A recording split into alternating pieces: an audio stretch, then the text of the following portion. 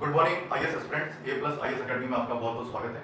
देखिए, जो भी कैंडिडेट आईएएस मेंस के हिसाब से जो प्रिपरेशन कर रहे हैं, अभी मेंस का एग्जाम उनका स्टार्ट होने वाला है 22 अगस्त से, तो उस हिसाब से आप अपने आपको तैयार रखें। बिल्कुल आपका एग्जाम नेक्स्ट अगले महीने ही स्टार्ट होने वाला है, तो इस समय आपकी तैयारी लगभग कंप्लीट हो जानी चाहिए। इस समय सिर्फ आपका रिविजन चलना चाहिए, तो उस हिसाब से आप प्रिपरेशन करें। और आज जो हमारा सब्जेक्ट है, जो हमारा सब्जेक्ट लोक प्रशासन चल रहा है, पब्लिक एडमिनिस्ट्रेशन ऑफिसर सब्जेक्ट, वो मैं पढ़ा रहा हूँ। उसमें जो हमारा टॉपिक है लोक नीति, जो आपका पेपर फर्स्ट का टॉपिक नंबर 10 है, उसमें जो आज का हमारा टॉपिक रहेगा वो है कि जो नीति मॉनिटरिंग के दृष्टिकोण है, नीति मॉनिटरिंग के क्या दृष्टिकोण है, उसमें एक दृष्टिकोण की स्टडी हम कर चुके हैं। आज जो हमारा रहेगा वो है प्रणाली दृष्टिकोण, यानी सिस्टम एटीट्यूड क्या होता है, उसके बारे में हम जानेंगे, अच्छी तरह से उसको पढ़ेंगे। और इसकी स्टडी पॉइंट टू पॉइंट में डिस्क्राइब करूंगा, हर टर्म को अच्छी तरह से आपको समझाऊंगा। आप वीडियो को अच्छी तरह से देखें, सुने और उसके बाद में भी प्रिपरेशन करें, क्योंकि ये जो नीति मॉनिटरिंग है, नीति के तहत जो मॉनिटरिंग होती है, ये बहुत इंपॉर्टेंट टॉपिक है। इससे आपके एग्जाम में क्वेश्चन पूछे जाते हैं, तो उस हिसाब से आप अपने आप को प्रिपेयर रखें और उस हिसाब से आप तैयारी करें, अभ्यास करते हुए, लिखते हुए, फिर आप अपनी एग्जाम की प्रिपरेशन करें। क्योंकि इसमें टाइम मैनेजमेंट का विशेष रूप से आपको ध्यान रखना है, क्योंकि आपका 3 घंटे का पेपर होता है। 3 घंटे में आपको 5 क्वेश्चन करना कंपलसरी है। तो क्वेश्चंस में आप टाइम को डिवाइड करके फिर क्वेश्चन का आंसर लिखें। आंसर आपका इफेक्टिव होना चाहिए एग्जाम के दृष्टिकोण से, ठीक है। उस हिसाब से आप अपनी प्रिपरेशन करें, ठीक है। तो आपकी क्लास पॉइंट टू पॉइंट होगी, बिल्कुल पॉइंट टू पॉइंट स्टडी हमारी चलेगी। हर टर्म मैं एक्सप्लेन करूंगा, हर वर्ड को अच्छी तरह से समझाऊंगा। जहां जहां समझाने की जरूरत है वो भी चीज अच्छी तरह से आपको समझाऊंगा। आपका फर्ज ये बनता है कि आप वीडियो को अच्छी तरह से देखें, सुने और पूरी ईमानदारी और ऑनेस्टी से वीडियो को देखें, ठीक है। तो हम स्टार्ट करते हैं नीति मॉनिटरिंग के दृष्टिकोण। अब देखिए, इस नीति मॉनिटरिंग के दृष्टिकोण से क्या तात्पर्य है। सबसे पहले तो आपको ये समझ में आ गया होगा कि what is the definition of policy, नीति का क्या मीनिंग होता है, ठीक है। ये आपको समझ में आ गया होगा। मॉनिटरिंग क्या होता है ये भी मैं आपको बता चुका हूं, ठीक है। अब देखिए, पॉलिसी मॉनिटरिंग,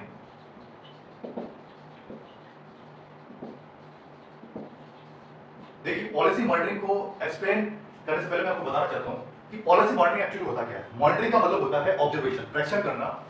किसी भी ऑर्गेनाइजेशन की आप मॉनिटरिंग कर रहे हैं तो मॉनिटरिंग का मतलब होता है प्रेक्षण करना, नॉट कंट्रोल। देखिए, मॉनिटरिंग का जो मीनिंग होता है observation but not control,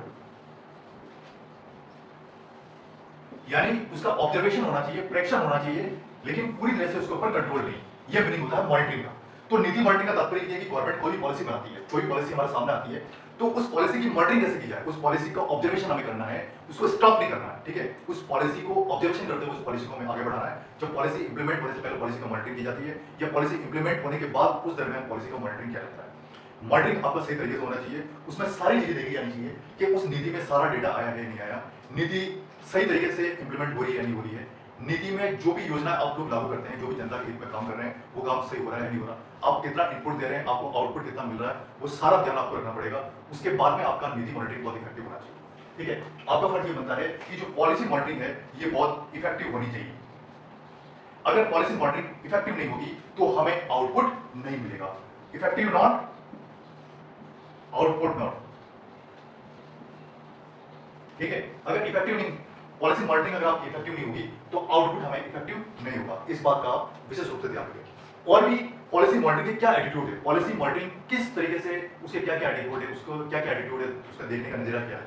policy monitoring में जो आपका अगला एटीट्यूड है वो है प्रणाली दृष्टिकोण। अब सिस्टम एटीट्यूड में क्या समझेंगे हम, सबसे पहले तो हम सिस्टम एटीट्यूड होता है क्या उसको समझेंगे, सिस्टम एटीट्यूड की डेफिनेशन क्या होती है, परिभाषा क्या होती है, उसको अच्छे से समझेंगे, ठीक है।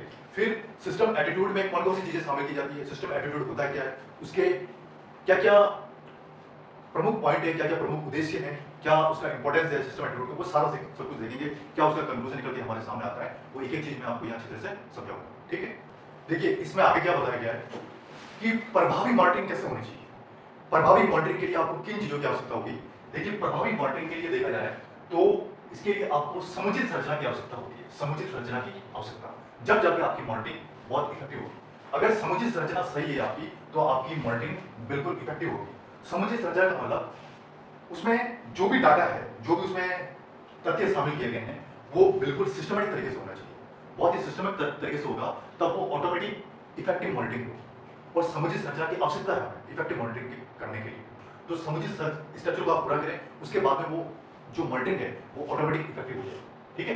अब देखिए, यहां पर नीति कार्यक्रम की संरचना और संगठन की संरचना, इन दोनों को इन्वॉल्व किया गया है। देखिए, प्रभावी मॉनिटरिंग के अंदर क्या किया गया है, सबसे पहले तो नीति कार्यक्रम की स्ट्रक्चर नंबर 1 और नंबर 2 संगठन की संरचना, इन दोनों को इन्वॉल्व किया गया है। ठीक है, अब देखिए, यहां पर नीति कार्यक्रम की संरचना और संगठन की संरचना, इन दोनों को इन्वॉल्व किया गया है। सबसे पहले तो नीति कार्यक्रम की स्ट्रक्चर नंबर 1 और नंबर 2 संगठन की संरचना, इन दोनों को इन दोनों को इसमें शामिल किया गया। ये दोनों मिलकर इस प्रभावी मॉनिटरिंग को बहुत ज्यादा इफेक्टिव बनाएंगे। नीति कार्यक्रम की संरचना के तात्पर्य इसको समझिएगा। नीति कार्यक्रम की संरचना से ये तात्पर्य है, जब हम नीति बनाते हैं, पॉलिसी बनाते हैं, जब पॉलिसी का प्रोग्राम बनाते हैं तो उसमें स्ट्रक्चर सही होना चाहिए। उसका स्ट्रक्चर यानी उसकी रूपरेखा सही होना चाहिए। उसमें हर पॉइंट जो आप बताते हैं वो बिल्कुल सिस्टमेटिक तरीके से होना चाहिए, विचारों का तालमेल बेटर होना चाहिए। ये तो होता है आपका कार्यक्रम संरचना, कार्यक्रम संरचना।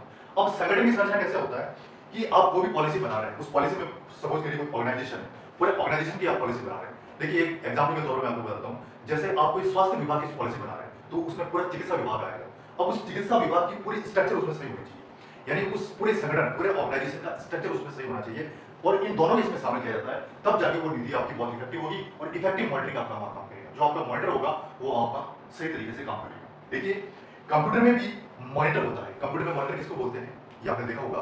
कंप्यूटर में हमारे सामने जो स्क्रीन होती है, जो एलसीडी स्क्रीन है या एलईडी स्क्रीन है, उसको अपन बोलते हैं मॉनिटर। नीचे कंप्यूटर में सीपीयू होता है, माउस होता है, कीबोर्ड होता है, और भी यूपीएस है या और भी जो चीजें उसमें लगती है। जो मॉनिटर होता है, मॉनिटर हमें सामने दिखता है, यानी हम जो इनपुट उसको देते हैं वो मॉनिटर हमें सामने दिखता है, यानी उस मॉनिटर के ऊपर अपन पूरा ऑब्जर्वेशन होता है। मॉनिटर के ऊपर अपना जो सारी आई कांटेक्ट है वो मॉनिटर के ऊपर अपन बढ़ा के रखते हैं, जब जाके उसका पूरा ऑब्जर्वेशन हो पाता है और वो सही तरीके से मॉनिटरिंग कर पाता है। ठीक है, आ जाओगा आपको समझ में। अब देखिए तथा एकीकरण हेतु दोनों का संयोजन शामिल है। अब देखिए एकीकरण पढ़े। एकीकरण का मतलब होता है कि दोनों का नीति मॉनिटरिंग में एकीकरण में क्या होता है। एकीकरण का तात्पर्य यह है कि उसमें एकता होनी चाहिए, यूनिटी होनी चाहिए, यानी जो बातें उसमें बताई जाएगी उनका बेटर तालमेल होना चाहिए, एक दूसरे को समझते हुए आगे बढ़ना, यानी दोनों का संयोजन बहुत इफेक्टिव होना चाहिए। ठीक है, इन दोनों को इसमें शामिल किया गया। ठीक है, एकीकरण हेतु दोनों का संयोजन होना जरूरी है। दोनों कौन से, नीति कार्यक्रम और संगठन की संरचना, इन दोनों का संयोजन होना शामिल किया गया है। ठीक है, अब देखिए संरचना का कार्यान्वयन अंतर पर इस दृष्टि से विचार करता है। संरचना कार्यान्वयन जो होता है अंतर पर इस दृष्टि से विचार करता है। जो संरचना कार्यान्वयन है, यानी किसी स्ट्रक्चर को हम इंप्लीमेंट करते हैं, वो ये जो दृष्टि है प्रणाली दृष्टिकोण, इसके ऊपर ये विचार करता है। हम सबसे पहले यही समझ रहे हैं कि प्रणाली दृष्टिकोण की क्या डेफिनेशन होती है, उसको हम अच्छी तरह से समझ रहे हैं। आईएएस मैथ्स में आपको ये क्वेश्चन पूछा जा सकता है कि प्रणाली दृष्टिकोण क्या होता है, एक्सप्लेन। ये आपके आईएएस मैथ्स में क्वेश्चन पूछा जा सकता है। तो इस क्वेश्चन का आंसर आपको कैसे देना है, सबसे पहले तो इस प्रणाली दृष्टिकोण की क्या डेफिनेशन होती है उसकी परिभाषा बतानी है। फिर उसको परिभाषा बताते हुए आगे इसमें पूरा सिस्टमेटिक तरीके से कि प्रणाली दृष्टिकोण मॉनिटरिंग दृष्टिकोण के पॉइंट ऑफ व्यू कैसे सही तरीके से काम करता है, एक सिस्टमेटिक तरीके से आपको बताना है। ऐसा नहीं कि जो चीज पहले लेनी चाहिए उसको आपने बाद में ले ली, और जो चीज बाद में लेनी चाहिए उसको पहले ले ली, ऐसा नहीं करना है। वाणी विचार आपके बिल्कुल सिस्टमेटिक होना चाहिए, जब जाके आप इस क्वेश्चन का आंसर सही दे पाए। ठीक है, अब देखिए जिसका प्रणाली के संदर्भ में विश्लेषण होना चाहिए, यानी इस दृष्टि पर विचार करता है संरचना कार्यान्वयन पर, जिसका प्रणाली के संदर्भ में विश्लेषण होना चाहिए। प्रणाली के संदर्भ में कैसे, क्योंकि हम प्रणाली दृष्टिकोण ही पढ़ रहे हैं, तो प्रणाली दृष्टिकोण के पॉइंट ऑफ व्यू प्रणाली के संदर्भ में, यानी सिस्टम के संदर्भ में उसका विश्लेषण होना चाहिए, यानी उसका एनालिसिस होना चाहिए। एनालिसिस को एक तरह से आप कह सकते हैं कि बार-बार उसके ऊपर ध्यान आपका जाना चाहिए, बार-बार आपका इंस्पेक्शन करना चाहिए कि हमारी नीति मॉनिटरिंग के तहत प्रणाली दृष्टिकोण में कोई गड़बड़ तो नहीं हो रही है, हम इसमें कोई फॉल्ट तो नहीं आ रहा, इसको बार-बार आपको चेक करना होगा। वही है विश्लेषण, यानी एनालिसिस इज मस्ट, विश्लेषण is must. You should be analysis must, यानी ये होना चाहिए। ठीक है, अब देखिए इसमें आगे क्या बताया गया है, प्रणाली दृष्टिकोण में क्या बताया गया आगे। प्रणाली दृष्टिकोण में जो लोग काम करते हैं या उस ऑर्गेनाइजेशन में जो लोग काम करते हैं, जो प्रणाली विश्लेषक होते हैं, वो क्या करते हैं।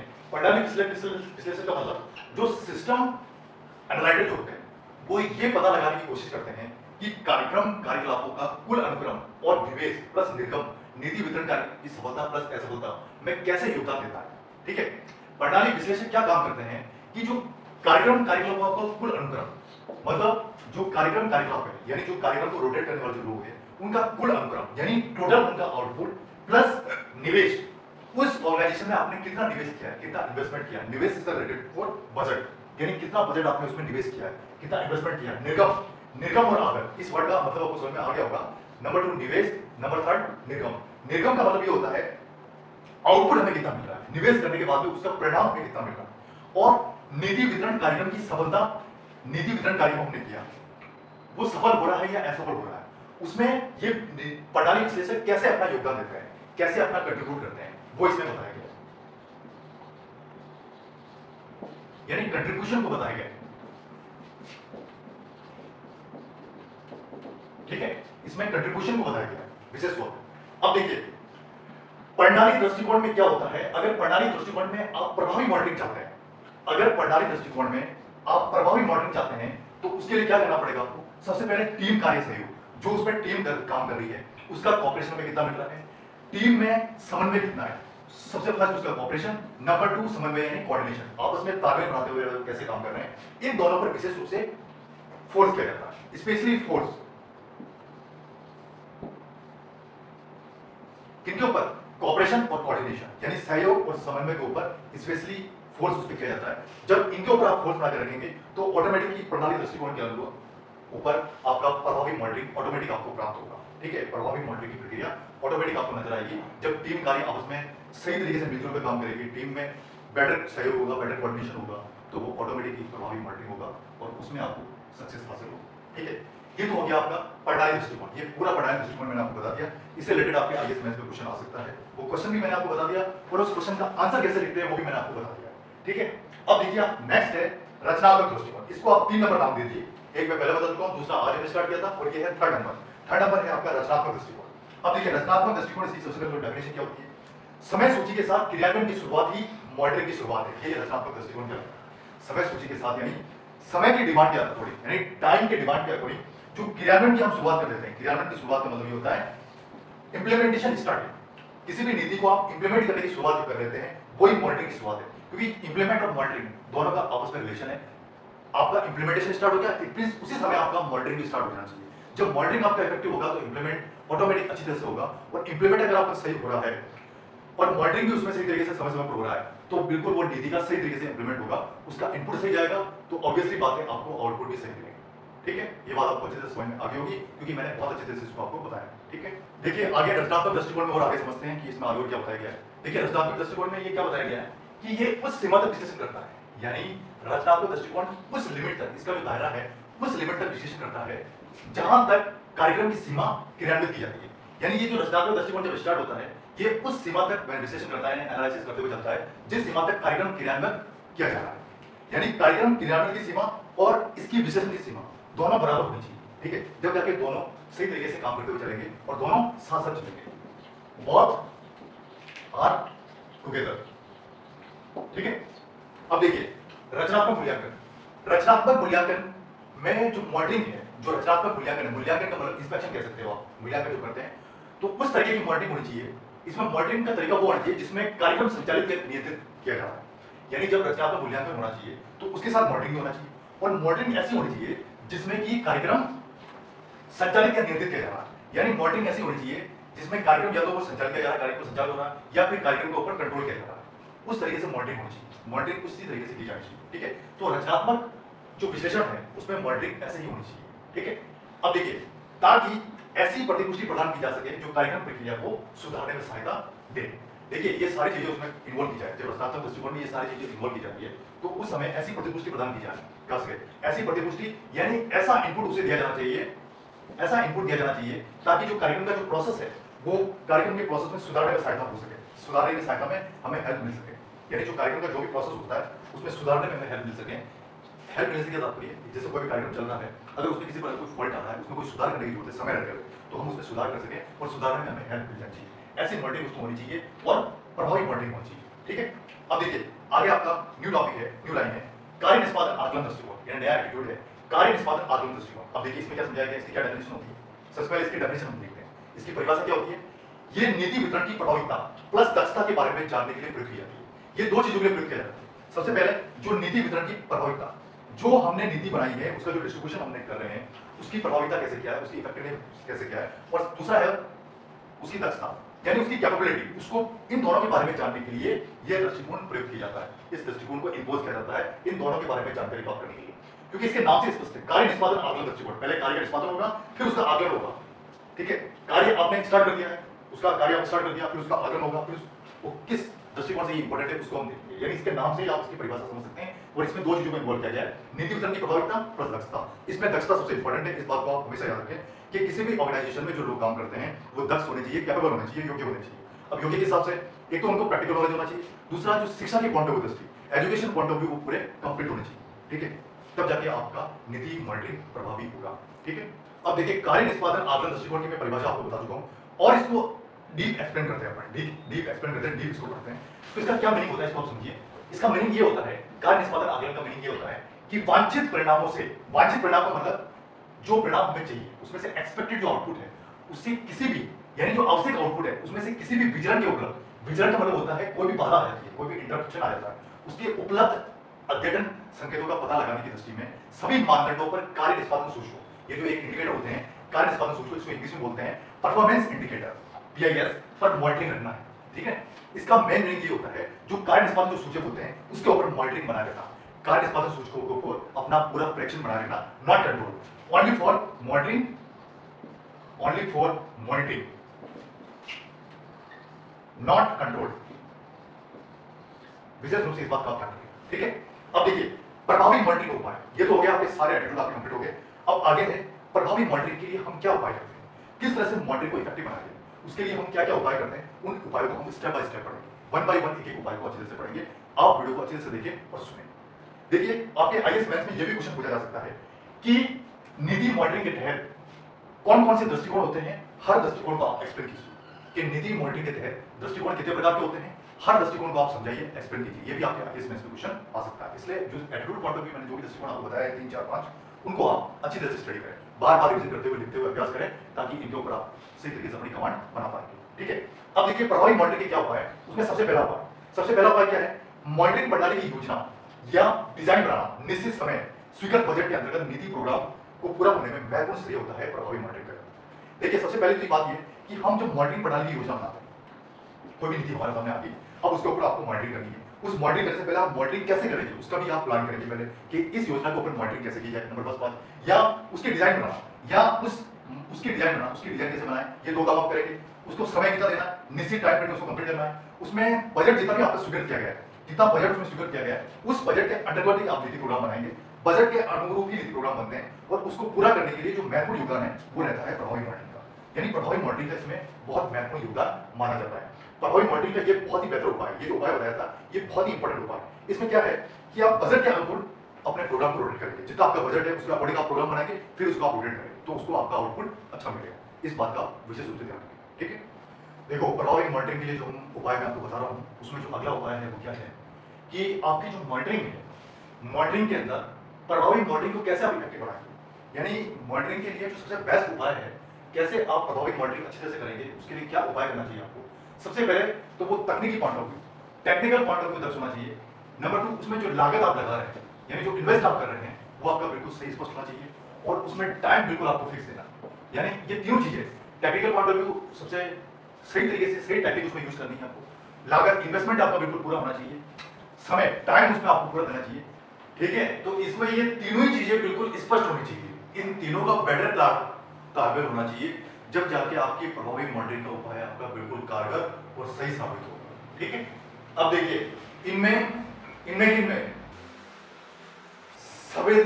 विचरण, अब देखिए प्रभावी मॉनिटरिंग करते समय विचरण भी आ सकता है, जैसे आप कोई उपाय कर रहे हैं, विचरण का मतलब होता है बाधा, किसी प्रकार की कोई अगर बाधा आ जाती है तो उस बाधा के प्रति संवेदनशीलता सुनिश्चित होनी चाहिए, उस बाधा के प्रति हमें संवेदनशील होना चाहिए, ये नहीं कि उस बाधा को आपने वहीं छोड़ दिया कि उस समय बाधा आई या उसमें कोई प्रॉब्लम क्रिएट हुई तो उस प्रॉब्लम को आपने वहीं छोड़ दिया, यानी उस प्रॉब्लम को सॉल्व करते हुए, उस बाधा को सॉल्व करते हुए हमें आगे बढ़ना है, वो बाधा सॉल्व होनी चाहिए, जब जाके आपका प्रभावी मॉनिटरिंग का उपाय सही साबित होगा। ठीक है, बाधा सॉल्व होनी चाहिए, यानी प्रॉब्लम सॉल्व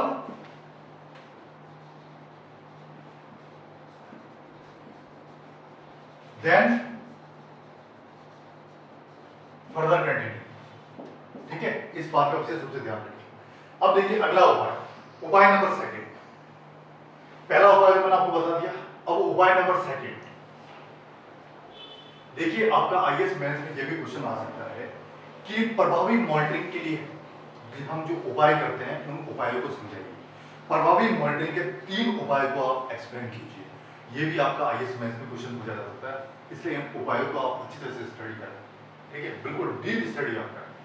देखिए नेक्स्ट उपाय क्या है, निष्पादन के बारे में सूचित करना, निष्पादन का मतलब ये होता है इंप्लीमेंट, इसको आप इंप्लीमेंट भी कह सकते हैं, इंप्लीमेंट के बारे में सूचित करना, जैसे कोई नीति है या उसके ऊपर आप मॉनिटरिंग कर रहे हैं तो उसकी सूचना भी देना हमें जरूरी है, पर्टिकुलर डिपार्टमेंट को सूचना देना भी जरूरी है। संचार नीति निष्पादन हेतु संचार की भूमिका अति महत्वपूर्ण है। संचार का मतलब होता है कम्युनिकेशन, ठीक है। देखिए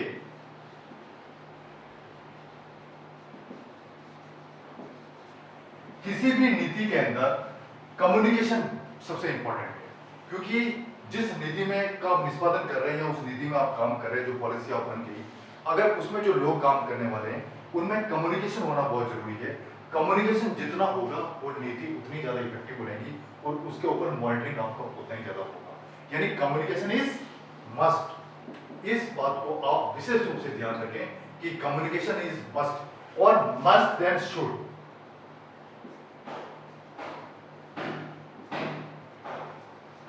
मस्ट देन शुड। नेक्स्ट है संचार का जो उद्देश्य है वो लोगों को सुविधा बनाना है। बिल्कुल सही बात है। संचार का एम क्या होता है? हम अगर कम्युनिकेशन में गैप कर देंगे, जब हम बात ही नहीं करेंगे तो हमें क्या पता पड़ेगा कि क्या प्रॉब्लम आ रही है या नहीं आ रही है। हम बात करेंगे तभी तो हमें प्रॉब्लम पता चलेगा, तभी हमें कमी का पता चलेगा। तो संचार एक ऐसा माध्यम है, संचार का उद्देश्य ये होता है लोगों को सुविधा बनाना। सुविधा का मतलब लोगों को एकदम दक्ष बनाना, लोगों को कैपेबल बनाना। यानी संचार अहम योगदान करता है लोगों को कैपेबल बनाने में। इस बात का विशेष रूप से ध्यान रखें कि communication is the most important for people upgrade. इस बात का विशेष रूप से ध्यान रखें, ठीक है। नेक्स्ट है ताकि वे सही मार्ग में जा सके जो नीति से संबंध हो। देखिए कम्युनिकेशन आपका सही होगा तो आप बिल्कुल राइट डायरेक्शन में जाएंगे, और राइट डायरेक्शन में जाएंगे उसी डायरेक्शन में आप जाएंगे जिस डायरेक्शन में आपका नीति से संबंध है। यानी जिस पॉलिसी के ऊपर आप मॉनिटरिंग बना रहे हैं, जिस पॉलिसी में आपका कम्युनिकेशन सही होगा तो आप ऑटोमेटिक राइट डायरेक्शन में जाएंगे और वो उस पॉलिसी से भी रिलेटेड होगा, उस नीति से भी रिलेटेड होगा। आपकी डायरेक्शन राइट होगी, सही राइट डायरेक्शन में जाएंगे तो ये प्रभावी मॉनिटरिंग का एक कारगर उपाय आपका बिल्कुल साबित होगा। सबसे मतलब सुदृढ़, एक हिंदी का वर्ड है, सुदृढ़ उपाय साबित होगा, ठीक है। नेक्स्ट टर्म आगे मैं थोड़ी देर बाद आपको बताऊंगा कि इसमें और कौन कौन से प्रभावी मॉनिटरिंग के उपाय हैं, ठीक है। अब देखिए इसमें आगे और क्या बताया गया है प्रभावी मॉनिटरिंग में कि इसके अलावा जो उपरोक्त मैंने बात बताई है, इसके अलावा अगर नीति की प्रगति की समीक्षा, यानी जो कोई पॉलिसी हो रही है, जो पॉलिसी आपकी उसकी प्रोग्रेस हो रही है या नहीं हो रही है, उसकी समीक्षा करने के लिए आपको क्या करना पड़ेगा, जो भी ऑर्गेनाइजेशन है उसके सभी स्तरों पर नियमित बैठकें होनी चाहिए। नियमित बैठकें मस्ट कंपल्सरी। यानी आपकी कोई नीति है, उसकी नीति की प्रगति की समीक्षा हो रही नहीं हो रही है, नीति की प्रगति सही हो रही है नहीं हो रही है, उसके लिए क्या करना है कि जो संगठन है, जिस संगठन से ये नीति रिलेटेड है, जिस संगठन से ये पॉलिसी रिलेटेड है, उसके हर स्तर पर, हर स्टेज पर नियमित बैठक होनी चाहिए। उससे क्या लाभ होगा? नियमित बैठक से आप उसका आकलन कर पाएंगे, सही तरीके से इंस्पेक्शन कर पाएंगे कि उसमें कोई कमी तो नहीं रहेगी, उसमें किसी चीज को जोड़ना तो नहीं है, आपका सही इंस्पेक्शन होगा, तब जाके ये नीति मॉनिटरिंग के ये उपाय बहुत कारगर साबित होगा, ठीक है। ये उपाय बहुत ही कारगर साबित होगा। अगला थर्ड नंबर उपाय है वो है कार्य की मॉनिटरिंग। जो आप काम कर रहे हैं उसकी भी मॉनिटरिंग होनी चाहिए, जो आपका वर्क है उसकी भी मॉनिटरिंग प्रभावी होनी चाहिए, इफेक्टिव होनी चाहिए, और मॉनिटरिंग स्टेप बाय स्टेप होनी चाहिए। अब इसमें क्या होता है कार्य की मॉनिटरिंग से तात्पर्य, इसमें कोई प्रबंधक होता है, कोई मैनेजर होता है। मैनेजर क्या काम कर रहा है? एक तो नीति का सही समय, नीति में कितनी लागत, कितना इन्वेस्टमेंट आपने किया है, तकनीकी पॉइंट ऑफ व्यू उसमें कैसे क्या है, तकनीकी किस तरह से उस तकनीकी का आपने यूज किया है, उसकी तुलना नीति कार्यक्रम में, इन सारी चीजों की तुलना नीति कार्यक्रम में परिभाषित बजट, नीति कार्यक्रम में जो बजट है, समय सारणी और कार्यों में अवश्य करनी चाहिए। यानी इन दोनों का कंपैरिजन करना चाहिए। कार्य की मॉनिटरिंग से तात्पर्य है जो प्रबंधक होता है, मैनेजर, उसका क्या काम होता है कि एक तो जो नीति का समय, उस पॉलिसी में उसने कितना समय दिया है, प्लस उसमें नंबर 2 कितना इन्वेस्टमेंट किया है, उसमें टेक्निकल लोगों की क्या क्या हेल्प ली है, उसकी तुलना उससे किसी करनी है जो उस नीति कार्यक्रम में जो शामिल, नीति कार्यक्रम में जो आपने बजट दिया है, जो आपने टाइम दिया है, या जो आप वर्क कर रहे हैं, उससे आपको कंपैरिजन करना अवश्य चाहिए। ये कंपैरिजन करना मस्ट कंपल्सरी है, यानी कंपैरिजन यानी तुलना अवश्य आपको करनी चाहिए, कंपैरिजन इससे अवश्य करनी चाहिए। जब आप नीति में कंपैरिजन करोगे इन सारी चीजों की, तो उससे आपको पता लगेगा कि ये नीति हमारी कहां तक सही है, इस नीति का हमें आउटपुट कैसा मिलेगा, हम इसमें इनपुट सही दे रहे हैं या इसमें प्रभावी मॉनिटरिंग का उपाय सही है या नहीं। ये सारा आप आकलन कर पाएंगे। ये आकलन कब कर पाएंगे? जब आप सही तरीके से उचित मार्गदर्शन में आप कंपैरिजन उसका करेंगे, सही तुलना करेंगे, जब जाके आप उसका सही तरीके से आकलन कर पाएंगे, ठीक है। अब देखिए अगला जो उपाय है वो है मॉनिटरिंग का कुशल स्टाफ। अगला जो उपाय है प्रभावी मॉनिटरिंग के लिए आपको क्या करना चाहिए, जो मॉनिटरिंग करने वाला जो स्टाफ है वो बिल्कुल कुशल होना चाहिए, स्किलफुल स्टाफ होना चाहिए, वेल कैपेबल स्टाफ होना चाहिए। हर point of view well capable staff होना चाहिए, सबसे पहली बात तो इसमें ये है। नंबर 2 बात, हर पॉइंट ऑफ व्यू वो योग्य होना चाहिए। अगर वो शिक्षा के पॉइंट ऑफ व्यू देखा जाए तो वो योग्य होना चाहिए, एक्सपीरियंस के पॉइंट ऑफ व्यू देखा जाए तो वो योग्य होना चाहिए, प्रतिबद्ध होना चाहिए और अच्छी मनोवृत्ति का स्टाफ होना चाहिए। अच्छी मनोवृत्ति का मतलब है सही तरीके से काम करने वाला स्टाफ होना चाहिए, पूरी तरीके से उसके ऊपर फोकस करने वाला स्टाफ होना चाहिए, पूरी तरीके से उसके ऊपर टाइम देने वाला स्टाफ होना चाहिए और प्रभावशाली मॉनिटरिंग के लिए सुनिश्चित करना चाहिए। इससे आपकी प्रभावशाली मॉनिटरिंग का अगर करना है तो उसको पहले आपको सुनिश्चित करना पड़ेगा। जब आप सुनिश्चित करेंगे तो वो ऑटोमेटिक आपकी मॉनिटरिंग प्रभावशाली होगी और ये उपाय सही साबित होगा, यानी this solution is right.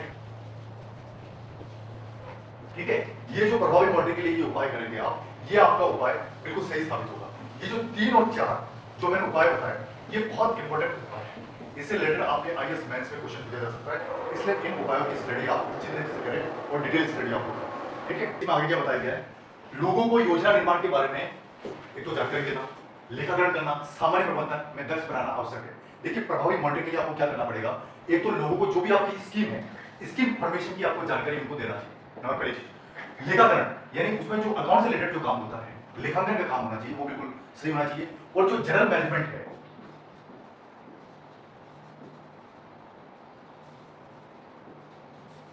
General management बिल्कुल राइट होना चाहिए। इसमें जो लोग काम करते हैं वो बिल्कुल दक्ष होने चाहिए, दक्ष का मतलब और पीपुल कैपेबल,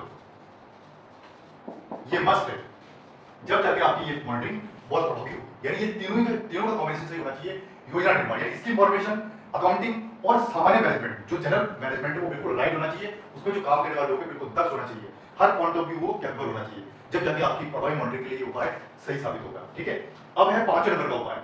5वां उपाय है सुधारात्मक कार्रवाई करना, यानी कोई भी नीति हम बना रहे हैं उसके ऊपर मॉनिटरिंग कर रहे हैं तो मॉनिटरिंग के लिए सुधारात्मक कार्रवाई करना भी उसमें जरूरी है।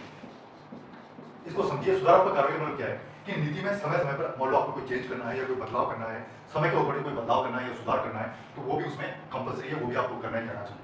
उसके बाद उसको इंप्लीमेंट करना है और उसके बाद उसके ऊपर ये मॉनिटरिंग में सही तरीके से साबित होगी। जब जाके आप मॉनिटरिंग करेंगे तो मॉनिटरिंग में अगर ये कमी आपकी आएगी कि मॉनिटरिंग करते वक्त उसमें सुधार करना जरूरी है तो उसमें सुधार भी आपको अवश्य करना चाहिए, किसी भी पॉलिसी में सुधार भी अवश्य करना चाहिए। अब देखिए पॉलिसी की मॉनिटरिंग के दौरान अगर किसी प्रकार कोई विचलन आता है, विचलन का मतलब किसी प्रकार की बाधा आती है, तो उस बाधा के टाइम क्या करना चाहिए, एक तो सुधारात्मक कार्रवाई करना चाहिए या फिर उसकी सिफारिश करनी चाहिए।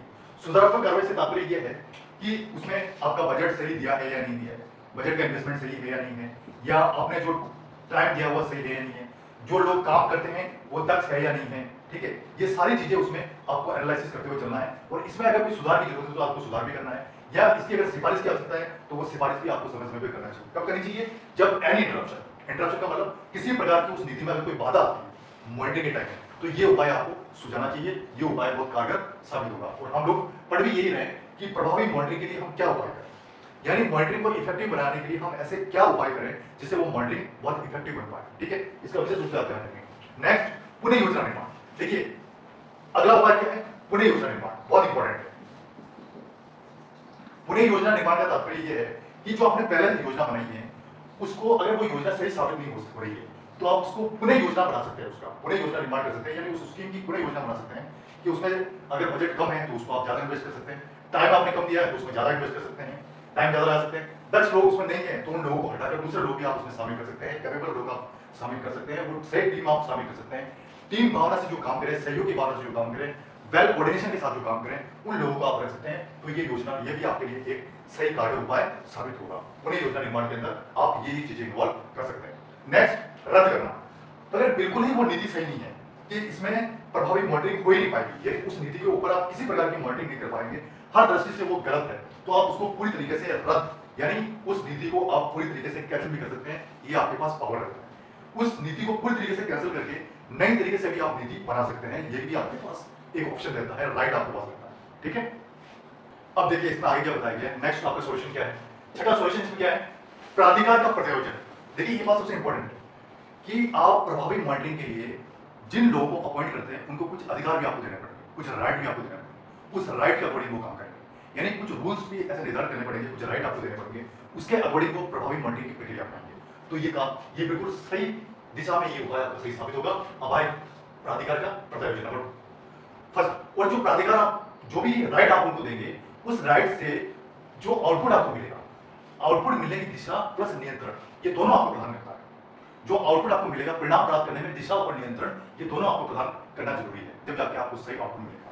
यानी परिणाम प्राप्त करने के लिए एक तो राइट डायरेक्शन देना है और उसके ऊपर कुछ कंट्रोल भी रखना है, कुछ control. Then right output you receive. ठीक है, ये बात आपको समझ में आ गई होगी अच्छी तरह से। ठीक है, अब देखिए ये तो हो गए नीति मॉनिटरिंग, प्रभावी मॉनिटरिंग के क्या क्या उपाय हैं, उन उपायों के बारे में हमने अच्छी तरह से पढ़ा। इससे रिलेटेड आपके आईएएस मेंस में क्वेश्चन पूछे जा सकते हैं। मैंने 6 आपको उपाय बताए, ये 6 उपाय बहुत ही इंपॉर्टेंट है, आप इसकी डीप स्टडी करें। जिस तरीके से मैंने आपको पढ़ाया उस तरीके से आप पढ़ें। अब अगला टॉपिक है नीति मॉनिटरिंग में क्या क्या कठिनाइयां, यानी नीति मॉनिटरिंग करते समय उसमें किस किस कठिनाइयों का हमें सामना करना पड़ता है। उन कठिनाइयों के ऊपर अपन चर्चा कर लेते हैं थोड़ी सी, कि नीति मॉनिटरिंग से रिलेटेड हमें कौन कौन सी कठिनाइयां होती हैं। सबसे पहले तो ये है जो पॉलिसी मॉनिटरिंग है बहुत खर्चीला सिस्टम है, यानी उसमें एक्सपेंस ज्यादा लगता है, बहुत बजट ज्यादा लगता है। इसलिए ये इसमें सबसे मेन बात ये है क्योंकि ये खर्चीला सिस्टम है, काफी एक्सपेंस इसमें लगता है, काफी खर्चा इसमें आता है। सबसे इंपॉर्टेंट बात तो इसमें ये है। नेक्स्ट बात, कई बार ऐसा होता है जो कार्यान्वयन परिणामों की प्राप्ति में अधिक समय लग जाता है। हम जब किसी नीति का इम्प्लीमेंट करते हैं तो उसका जो परिणाम प्राप्त करने में काफी समय लग जाता है, और अधिक समय लगने से क्या करते हैं जो भी लोग उसमें हैं वो शॉर्टकट रास्ता अपनाते हैं, और जब शॉर्टकट रास्ता अपनाते हैं तो वो प्रभावी मॉनिटरिंग वहां फेल हो जाता है, जिससे प्रभावी मॉनिटरिंग नहीं हो पाती, प्रभावी मॉनिटरिंग वहां अनसक्सेस हो जाती है।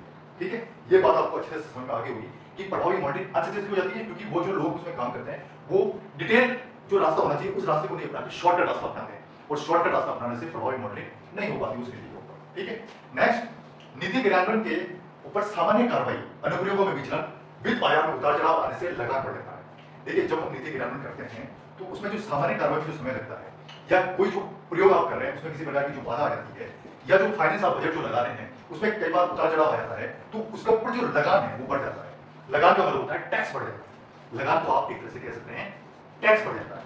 जब टैक्स बढ़ जाता है तो आपका फाइनेंशियल सिस्टम ऑटोमेटिकली बढ़ जाएगा, उसमें आपको फाइनेंस ज्यादा देने की जरूरत पड़ेगी, यानी बजट बहुत ज्यादा डिमांड करेगा।